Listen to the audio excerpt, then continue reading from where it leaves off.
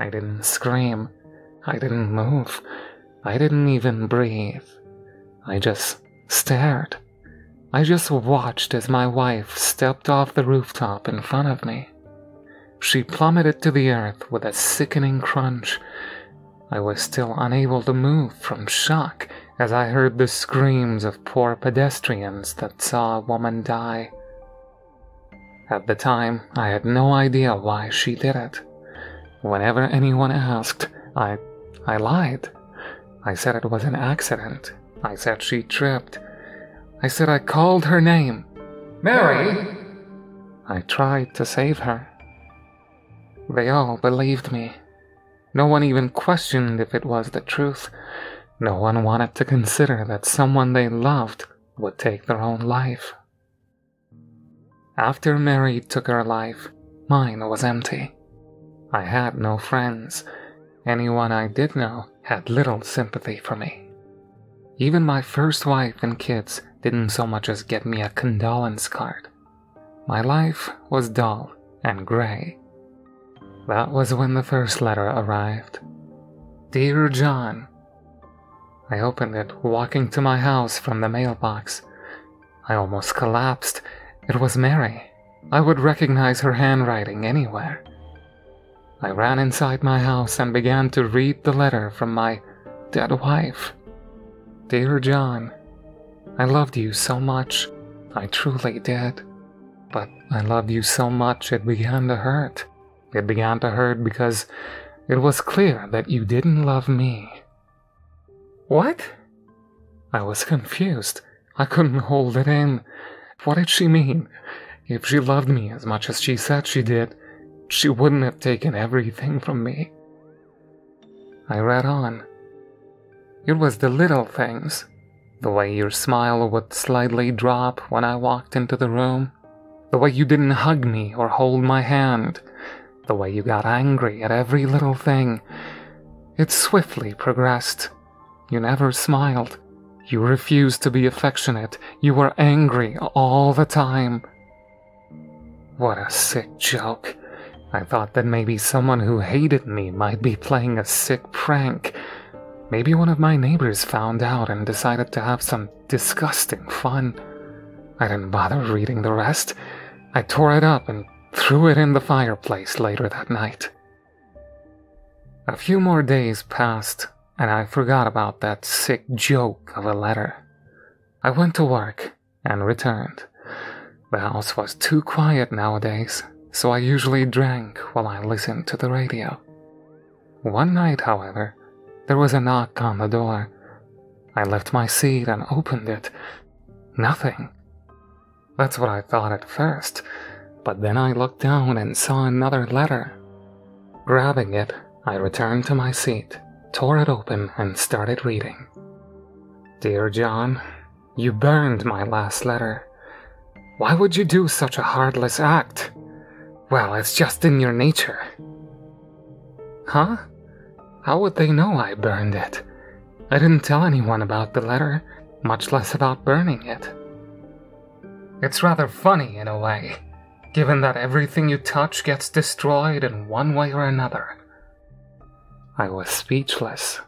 I skimmed through the rest of the letter. It was just full of insults and lies. I downed the rest of my drink, then once again threw the letter onto the fire. The moment the paper touched the flame, a loud noise startled me. Bang! It came from above. So without thinking, I ran upstairs. My bedroom door was open. It swung wildly due to the wide open window in my room. I entered my room, but as I was going to close the window, I noticed it. Large red text on the wall. Regrets again? My head hurt, and I began to feel sick. What a horrible practical joke to play. And to break into and vandalize my house? That was too far. I decided to get the police involved. I reached into my pocket. Crap, I thought, as I felt nothing. I walked back down the stairs and into the sitting room. The radio was playing the news as I searched for my phone. I looked around the room until something caught my attention. A local woman, Mary Cooper, died in an accident last week. The local 27-year-old school teacher tragically fell to her death. She was married to disgraced businessman John Cooper, most well known for... The usually calm and professional voice became hysterical and distorted. "You killed her, didn't you, John?" "No! No!" I shouted reflexively. "She loved you, and you blamed her. You're a monster. You're a I picked up the radio and threw it across the room, cutting off the horrible voice from spewing any more lies. I did not kill my wife. I loved her. I left my entire life for her. Why did I do that? Well, maybe I am a monster. No! I shouted into the empty room. I sank to the floor, my head in my hands.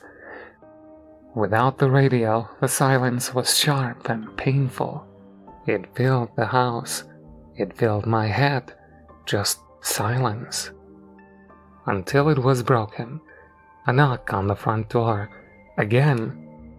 That joker is going to pay this time, I thought, as I got up to my feet and yanked the door open aggressively.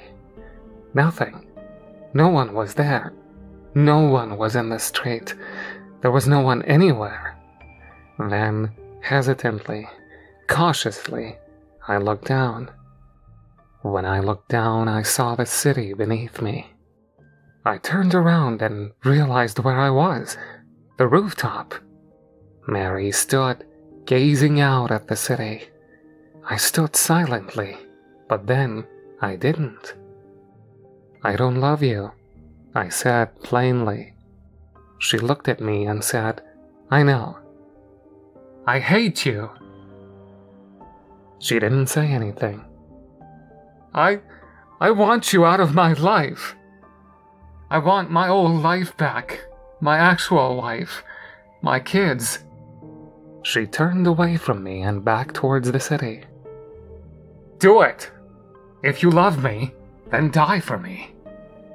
As soon as the words left my mouth, I watched as Mary stepped into the nothingness. I didn't scream. I didn't move. I didn't even breathe. I just stared. I just watched. I stood for a moment, back outside my house again. I went inside. I killed her. I killed Mary. And I am sorry. I just wanted my old life back, before I even knew she existed. She didn't deserve it, but I do. There's only two choices ahead of me. Live with the guilt, or don't. I've made up my mind already.